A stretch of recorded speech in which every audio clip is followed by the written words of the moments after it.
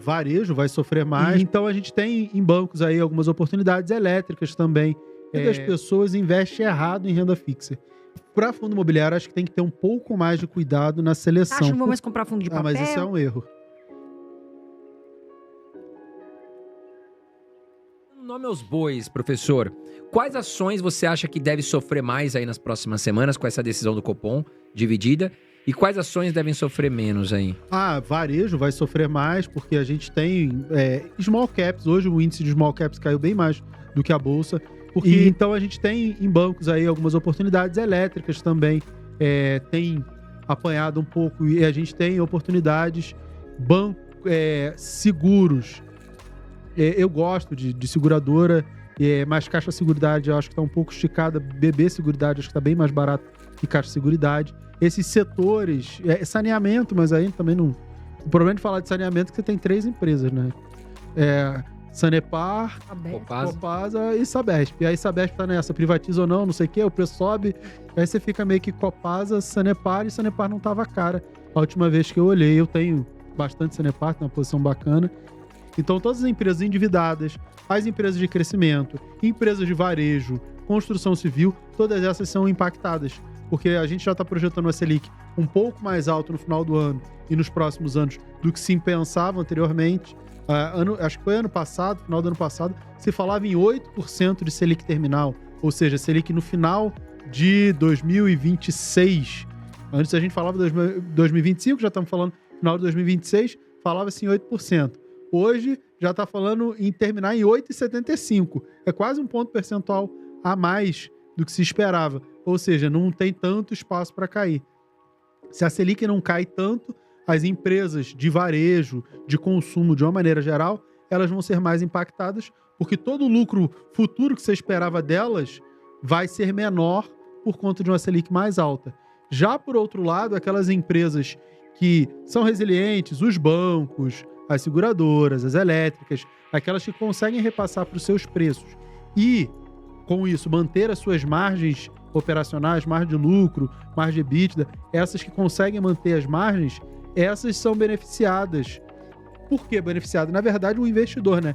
Porque essas não vão ter o impacto nas suas receitas, ou pelo menos nada tão significativo, e o preço da cota pode cair com essas questões do risco. E aí o investidor tem ali oportunidade. Eu recomendei Itaúsa semana passada, semana retrasada, não lembro. Eu acho que dia 29. E aí ela subiu, de lá para cá ela subiu. Estava num ponto bem interessante, região de 9,50. Bradesco, embora tenha bastante risco, está num ponto que eu acho interessante. Estava até olhando hoje.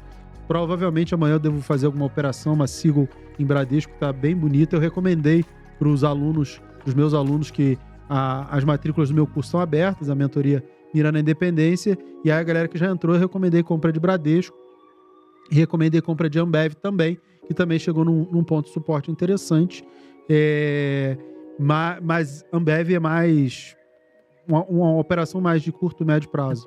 Agora, professor, renda fixa, para quem? Porque tem muita gente aqui que ainda quer se expor na renda fixa, né? Tem bons produtos? Quais produtos que você acha que vale a pena na renda fixa? O que você pensa sobre isso? Selic caiu, então a gente vai ter menor rentabilidade em tudo que é atrelado ao CDI, né? Selic meta de 10,5, Selic over, que é o que remunera, que é igual ao CDI, 10,4, então 100% CDI, CDB de liquidez diária, tudo isso vai render um pouco menos. Mas, por outro lado, por conta desse cenário aí de fiscal, de um monte de coisa, os títulos pós-fixados, como o Tesouro IPCA pagando IPCA mais 6, 2035, 2045, até o 2029, pagando bem, a gente tem sim ali uma oportunidade. O grande problema da renda fixa é que a maioria das pessoas investe errado em renda fixa. A imensa maioria investe errado. Porque renda fixa, como ela tem uma característica que é completamente diferente da renda variável, que é vencimento, você compra uma ação, ela não vence, né? A ideia é que você vai morrer, ela vai ficar para os seus herdeiros e vai ficar para sempre. Já a renda fixa, ela vence. Então, você deve investir em renda fixa para um prazo que você tem uma meta. Então, primeiro, antes de investir, você estabelece a sua meta. Eu tenho, daqui a 2 anos eu vou trocar de carro. Então, você vai comprar alguma coisa que vence daqui a 2 anos. E aí daqui a um ano, você vai comprar alguma coisa que vence dali a um ano para que todo o vencimento seja na data que você precisa do dinheiro. E aí não faz sentido você comprar um título para 2035, 2045. O que as pessoas fazem? Elas compram a maior taxa possível do momento, pensando que, eu vou comprar porque eu acho que isso aqui é bom. E aí precisa do dinheiro no meio do caminho e pode sofrer com a marcação a mercado. Porque, Perde, né? eu comprei a IPCA mais 5,5, aí agora tá 5,6, se você for vender, você perde dinheiro, porque a taxa agora tá mais alta. Sim. Então, as pessoas acabam fazendo trade na renda fixa sem saber e sem querer, e aí pode perder dinheiro. Eu já vi muita gente perder dinheiro com tesouro direto. E você pensa, mas como é que vai perder dinheiro com uma coisa que teoricamente é segura? E os fundos imobiliários nesse cenário agora com a queda da taxa Selic caiu 0,25. Como é que tá o cenário? Você acha que os fundos imobiliários também estão baratos? Você fala numa bolsa barata num contexto geral, ações e fundos imobiliários. Para os fundos imobiliários, qual é o contexto atual? Para fundo imobiliário, acho que tem que ter um pouco mais de cuidado na seleção. Por quê? Porque, diferente das ações, eles não foram tão penalizados pela alta da taxa de juros, juro futuro, IPCA+. Quando eu falo de taxa de juros, não Selic, mas juros futuros, né? DI futuro e principalmente o IPCA+, o Tesouro IPCA 2035 e 45. Como essas taxas vêm subindo já há algum tempo, os fundos imobiliários deveriam ter caído mais. Isso significa que, se eles não caíram, a gente tem que ter um pouco mais de atenção na escolha dos fundos imobiliários, porque era para ter caído mais. Então, se eles seguraram ali, mostrou a resiliência desse mercado, o que é excelente, mas também mostra que algumas coisas podem ter ficado caras. Sim. Era para ter caído mais e não caíram. Então, o investidor tem que ter um pouco mais de cuidado na seleção desses ativos. Professor, agora que a gente viu, né, essa queda da Selic, os fundos de papel, eles devem pagar um pouco menos, mas eles estão interessantes para quem quer comprar. Porque tem gente que fala, agora eu não vou mais comprar fundo de papel, devido à taxa, né? Caiu a taxa, não vou mais comprar fundo de papel. Mas isso é um erro. Por que é um erro? Porque a Selic caiu, os fundos de papel vão pagar menos. Você tem 3 fundos, de todos de papel, você tem 3 que estão atrelados à Selic, que é o VGIR, o KNCR e o SAD11. Esses são CDI mesmo. Sim. E aí o CDI cai, eles pagam também. menos. Tem muitos IPCA, né? A maioria é atrelada ao IPCA. E o IPCA já caiu pra caramba, né? Tá menos de 4% a 3%. Expectativa do Boletim Focus é 3,87% no final do ano. Já tá quase ali, né? Eu não acho que o IPCA vai pra 3. Queria eu que o IPCA, a inflação Brasil, fosse igual dos Estados Unidos, Suíça. Se bem que dos Estados Unidos tá até bem alta, né? Mas que a nossa meta de inflação fosse 1%, 2%. Mas não é, né? Brasil. Então, o IPCA, eu acho que ele já caiu o que tinha pra cair. Ele, Sim. embora para os próximos anos a meta seja um pouco menor, 3, 3,5%, o IPCA já caiu muito. Então, todos esses títulos e os fundos ligados ao IPCA já sofreram essa queda. Por isso que eu acho que ali a gente tem a oportunidade. Professor, quais fundos você acha que valem a pena?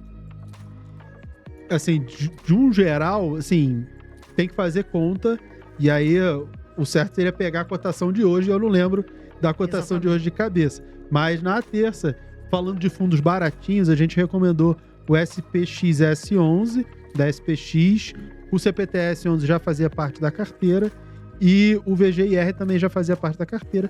VGIR mais CDI, o CPTS mais IPCA e o SPXS, ele é um pouco de cada. São fundos que eu acho que ainda estão interessantes. O SPX, ele tem uma expectativa de retorno ali bacana e a gente recomendou. Eu gosto aí falando de uma maneira geral, de fundos que eu gosto, por exemplo, de um KNCR, embora seja mais voltado a CDI, o HGCR, que é meio a meio, KNSC, mas seriam coisas mais conservadoras, tá? E de tijolo, professor? As lajes ainda bem descontadas, né? As lajes, o setor mais descontado hoje de fundo imobiliário são lajes corporativas. Isso já vem desde a pandemia, né?